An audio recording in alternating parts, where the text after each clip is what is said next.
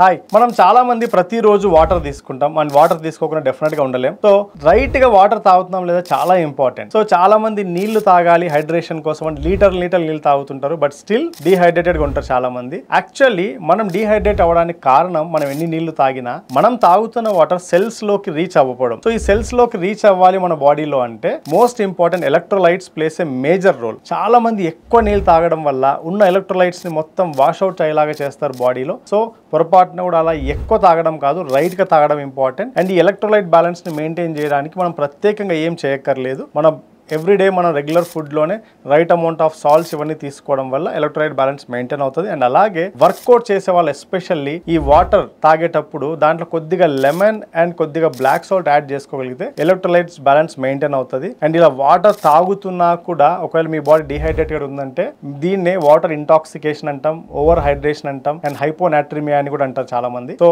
పొరపాటున కూడా నీళ్ళు ఎక్కువ తాగడం కాదు, రైట్ గా తాగడం చాలా important. And me friend and family member right గా వాటర్ తాగకపోయింటే వాళ్ళకి ఇప్పుడే రీల్ ని షేర్ చేయండి.